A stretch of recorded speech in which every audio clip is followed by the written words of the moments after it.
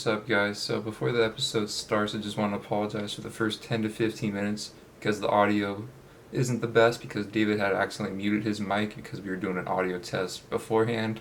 So the first 10 to 15 minutes is to be a little bit quieter because David's voice will be coming from my mic, but after that it gets back to normal and the audio should be good. What's up, guys? It is the Digi-Bros Podcast, back at it again.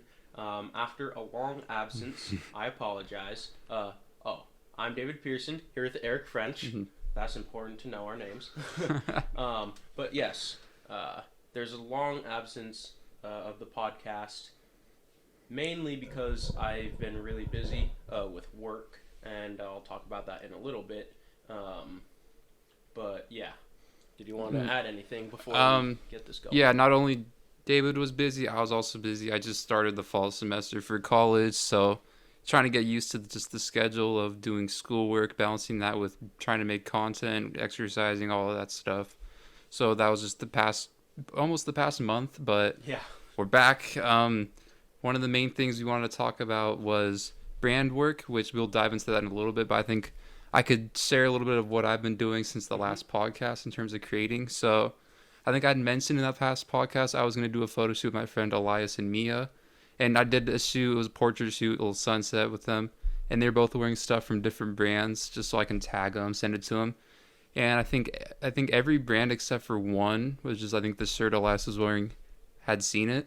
So it was pretty cool. I sent it to all of them, posted them. They really liked it. I sent it to their emails and stuff. They're sharing them on their stories. And that was a good thing. And that's like the things I like doing with friends. I'm like, hey, if you have any like clothing from any small brands, whatever it is, just let me know. I'll do a photo shoot just so I can get working with brands. Yeah. Just kind of show them what I can do, and then just in case they're like, I really like this guy Eric's photos work. Why don't we try to reach out and work with him? Maybe send him out some stuff. Yeah, and then you just start networking that way too. So yeah, because it's like, because I always like to offer my service. I'm like, hey, like here's my work. I have models ready. That's actually what we did for the shirt you're wearing there, and that's the photo shoot we just did.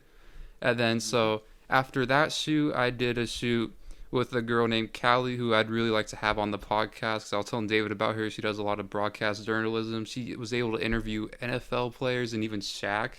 So it was really cool just like link with her, just kind of learn more about her while taking the photos. And we got a really good like urban style photo shoot. And I was really happy with the results. I posted a good amount on my Instagram and Tik Tok too. And from there, I did a basketball video shoot for my brother Austin's brand, Hoopology.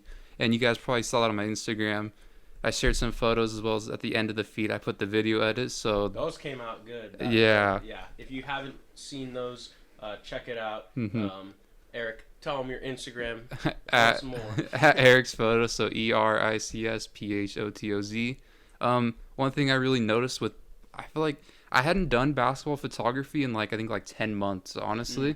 And I was really I was just looking at my work from then. I already saw the improvement just from the 10 months ago.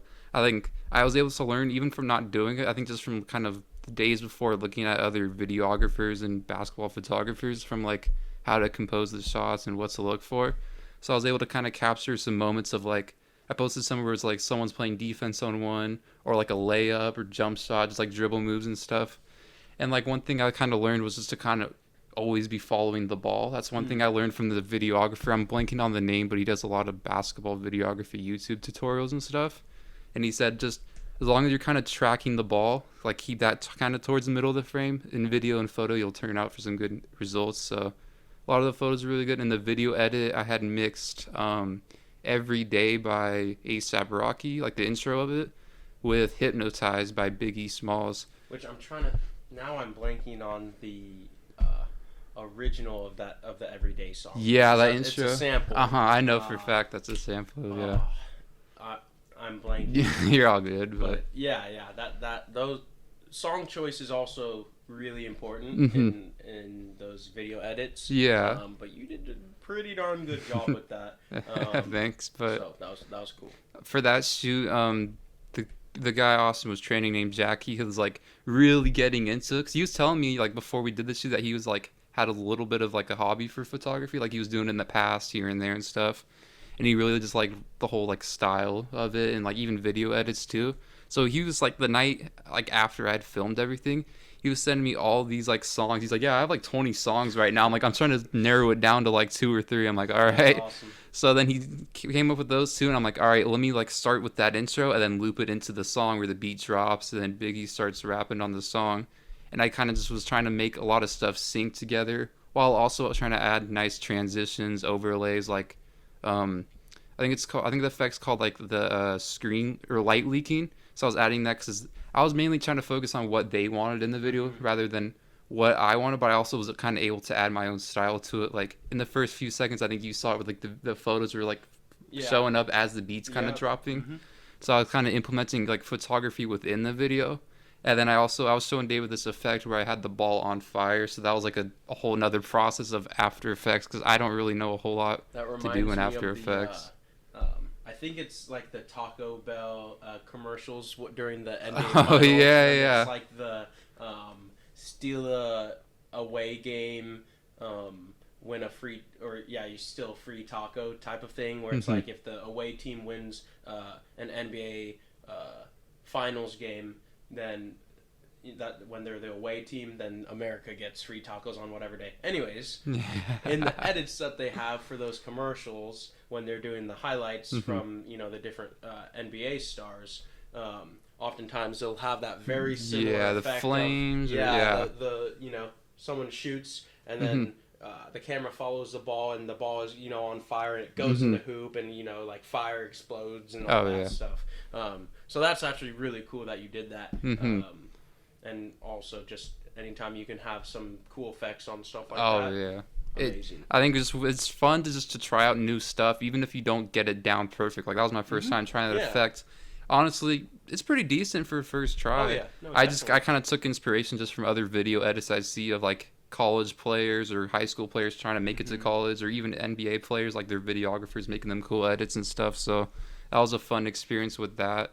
And that's the cool thing too about those like effects too is you could go super complex or very stripped down, very basic effects, and you could always just be adding on to whatever you've already done in terms of those special effects, which makes it really cool.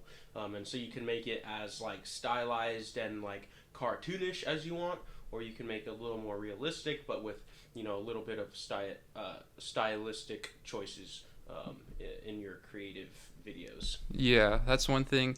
Like as I was saying earlier about adding photos within a video edit, I think that's something I kind of implemented within my video style because my main thing's photography.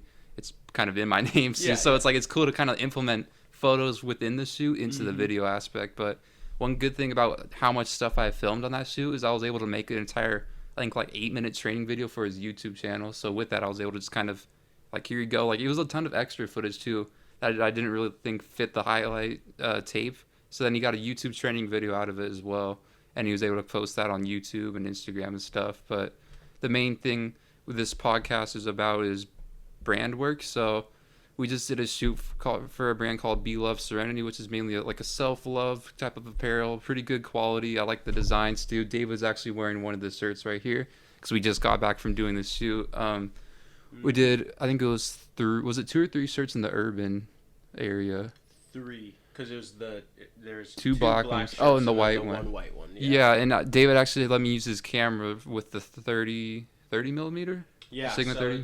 the camera's the Sony A6400, and then the lens that we're actually using right now is the Sigma 30 millimeter, which is super clear. Oh yeah. And I'm just in love with the lens. So if you're, in the market and you have Sony A6400, Sony A6000, Sony A6500, and you're like, oh yeah, I want a new lens that's sharp, very sharp, but that's not gonna totally break my pocket. The Sigma 30 millimeter is a pretty decent way to go. And then you could also what is the website though that B&H? B&H. Oh, they're great. So B&H, they actually are really good too because they have their like used or returned section where it's and it tells you like what kind of condition it's in, whether it's like used but it's still as good as new, or what decent and still functional and whatnot. But you can actually get really good discounted prices on cameras or lenses, or kits even too, which is how I got the Sony A6400. So yeah, just always keep an eye out on B&H's website. But yeah. Yeah, overall though, because I'm used to just shooting on the 85 millimeter, but it was kind of cool to switch it up and have a bit of a wider angle on the shots. So we just kind of did a little bit of portraits in the urban area. We're both happy with the results on that. Yeah. But overall, shoot, I enjoyed it. What do you think of the shoot? Yeah, no, I liked it. It was hot outside. Oh yeah, it was like 97. Yeah, California. It's never gonna be cold in September. Yeah. But no, it was good. I enjoyed it because we were talking like a month since I had last done a shoot. So just because we were so busy, but it felt good to be back. Yeah, just get into the swing of things again. Yeah, exactly. And, we weren't like super stressing about anything either. Yeah. And I think that kind of shows too, like in the pictures, is just kind of just how relaxed it was. Yeah. And, like, free flowing, We weren't like, okay, you need to do this, and this. It's like, and that's the other thing with the brand. They were kind of just like, okay, like they saw my work and stuff, and they're kind of just like, okay, here you go, do your thing, pretty much. So they weren't like demanding like we want this type of composition, this lighting in this area, this location. It was just like we're free to do our own thing, and that was the great thing about this brand. And which actually shout out to them, because there's 5 shirts. Yeah. Like, that's super cool. Great quality. Yeah, good quality too. The colors are cool. It feels good and all that. But it's cool to model for more than like just the one shirt or that one like little product. That would also it shows trust though too. That the brand was like, okay, we're gonna trust this guy. We're gonna give him 5 shirts, which I mean, some people might think, oh well, that's not a lot, but I mean, it's more than just one. Which they, usually different what happens, companies have only sent you one up.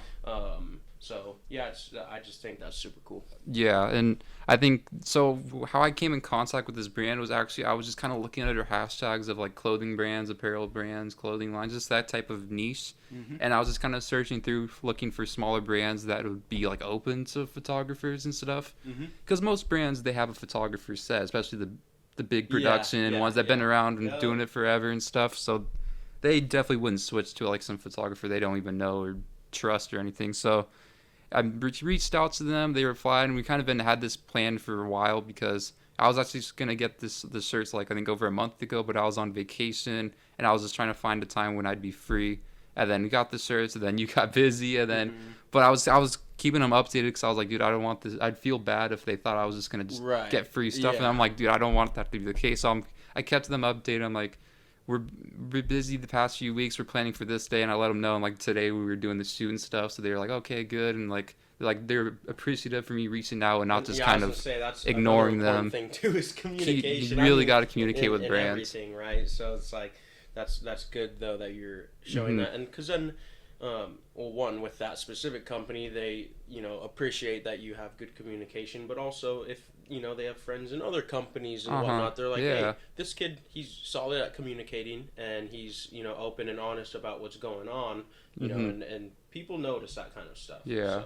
It's the thing, you really have to I have to look at it from like a business standpoint too, because it's like I really have to be professional in the sense that I got to be communicating with these brands, letting them know what the plans are, and I will also let them know what to expect from the shoots and stuff, and what's going on over there. Your mic's been this whole wait, talking to the thing right now. Yep. Okay. So, my mic's been muted for this past time. I'm really stupid, and I think my boss is gonna fire me from this podcast. I'm my boss. Yeah, I'm my own boss. But anyways, I'm going to fire myself. You won't be seeing me anymore. So, no, I'm just kidding. But anyways, hopefully we could scrap that. What were you saying? Sorry. Oh, I was saying you got to, if you're working with brands, if you're doing product shoots, clothing shoots, whatever it is, you got to really be professional in the sense that you're communicating with them when you're planning to do stuff, like pretty much your overall plans. And for them, like I let them know when to expect the photos by. I said within a few days because that's the plan, to start editing them, get them sent out in the next 2 to 3 days or so.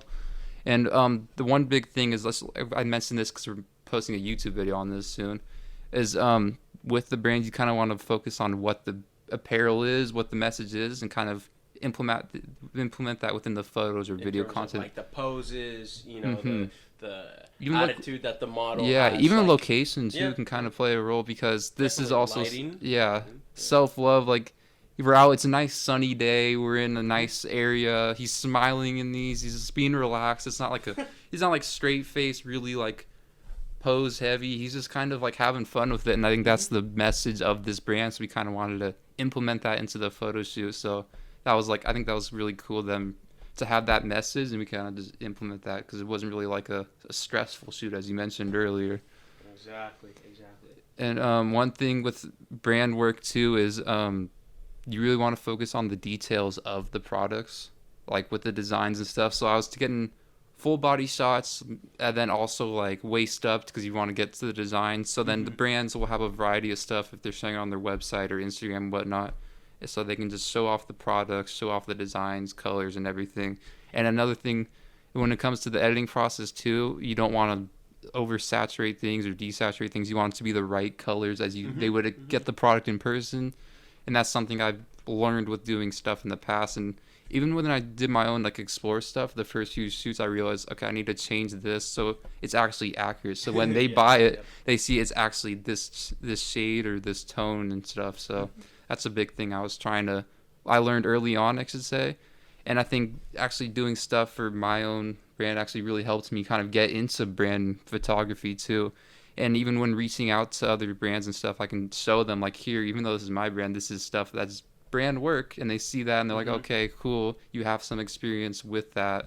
And from there we can get on to plans for the photo shoots and things like that nature. But another brand thing we did was for my brother Austin's stuff, I recently did some photos for his Hoopology merch, so he's gonna have some shirts for them. And we did a few shoots, and it was mainly, we did some that was kind of in nature, just because we kind of have like a variety of stuff, but we also did some while playing basketball because that's his thing. Exactly. So that's the main thing we're trying to implement, and we have a few more shoots to do, so it'll probably be more like a basketball court or in a gym, training with it and stuff like that. But that's just the main thing I kind of learned, is trying to implement that.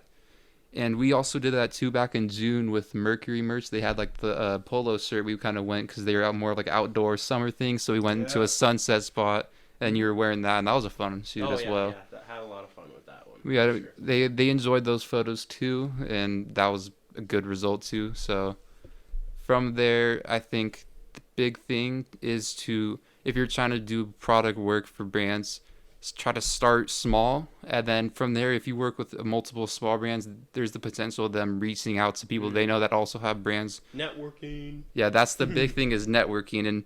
And also just posting the work too. Like on my Instagram, you probably see a lot of like me posting branded work, like, oh, here's a photo shoot for this brand I just did, or this brand, or even my own stuff, because I just want to I want brands to be able to just, if they find my Instagram, scroll through and see, oh, there's a product shoot he did with this brand, he did one with this brand, so then they can see, okay, he's really doing this. And then I also showcase that on my website too. And I even created a section, which I think is important if you have your own website, is to have a section of all your branded work. And that right there, I think, is also something that brands can see, in if like a potentially hiring you, because they can see, okay, he's like really has like, it's more professional, he's really about like working with brands and showing that what he did. And I had a section where I have photos from brands that I work with, and I have like a description of the shoot and what, like, kind of what the plan was with the shoot, and then as well as like a link to their page and stuff. So Right on. From there, also, I think even TikTok, you can brand yourself. If you're kind of showing off your brand shoots and stuff. I think there's actually, 1 or 2 brands that had reached out to me because they found me on TikTok, and they messaged me through TikTok DM requests or Instagram too, saying that they found me from TikTok. So I found that to be a good thing, to just market yourself on there too. And it's literally free, so you might as well. And from that, like, that's just the big thing, is just keep reaching out. Like, I've reached out to many brands, didn't hear anything I was back. gonna say, yeah, there's Like- gonna be those fails. Yeah, where it's like, literally didn't work it's out, literally like the Michael Scott quote: "You miss 100% of the shots you don't take," because it's like if you that's the one thing I thought like months ago, like probably like not probably like close to like the end of last year, that I just felt like because I had like one brand reach out to me for like a promotional thing, that all these brands are gonna reach out to me. So I'm like, from a photography standpoint, if I want to do product shoots, I need to be kind of showing like reaching out to them, showing that I'm interested in working with them, show them my work, website, social media pages and stuff like that. Because if you have the mindset of, oh, like they're just gonna find me, I have a following or stuff, like no, like you really have to like put yourself Yeah, you out have to there put- and you have just to put in the work. accept that they're not all gonna be like, yeah, we want to work with you. Like I had some like that would reply and be like, no, sorry, we're not interested, or like, no, we have a photographer, things like that. Yeah. So that's just something you really got to focus on. And I think from there, I don't know what else to cover in terms of what you need to do, because I feel like we covered a lot of the main focus of brand work. I think one thing I would like to do though is kind of do more video stuff too for brands, like prioritizing photo, but like for fun, kind of make them like a video edit and stuff. Just kind of some reach edits out and should see be if they cool. want that, like. Because I did that for, you've probably seen that for my own brand. I do like B-roll sequences just for when I release new stuff, because I think it's for brands, they'd want both photo and video stuff. And I remember I'd saved a TikTok to my camera roll. I don't know if I sent it to you or not, but there's a guy who was like a CEO for some big apparel company said that like, if you're a photographer, if you have a camera, you should be doing both photo and video for brands, because it's like brands these days are always just kind of wanting to post like photo and video stuff, Instagram and TikTok, especially video for social TikTok. Media is both, it's not only photos or only video. Yeah, even like Instagram is both photo and video. TikTok is pretty much all video content. So it's like if you have a camera and you know what you're doing, you might as well reach out to brands, because then from there you can get paid work. They even will send you even free stuff like that. That's always cool to have some, represent some brands and things like that you've worked with. So, I mean, from that, I don't know what else you want to cover in this. We could talk about. I guess I'll mention. I've been busy with work. Oh yeah. I don't have to go super into detail, but in terms of work, I've been working construction out of town, Santa Cruz, so that's cool. But I'm actually going to be bringing my camera this week, and so I'm going to be exploring Santa Cruz, hopefully, and then I'm going to be trying to take some videos and pictures, and so, and then I'll set up an Instagram account for my pictures and videos. I think I have one kind of set up, but I'm not going to give the name of that one yet because it's not 100% set up yet. So stay tuned for that. The next episode we shoot, I'll obviously tell you guys that so you can check it out. But I think I don't want to cut you off there. no, but, you're good. You're good. I think when you go down there, if you have the opportunity to use your camera, you should try just like a variety of stuff. Since you're pretty new with photography, you could try like a street style thing. You can just go for just nature shots of the beach and just. I also wanted to try to get videos of with the kit lens, since it has the zoom of surfers. Oh, true. Yeah. That would be interesting. Even if you know what you could do? It's like even if like you happen to come in contact with them, you could be like, hey, just if you don't mind, like I could take videos for you and stuff, but then just come and just send it to them. Exactly. And who knows? If I'm feeling brave enough, I may be like, hey, I'm an amateur photographer. Here's my, Instagram handle, la-di-da-di-da.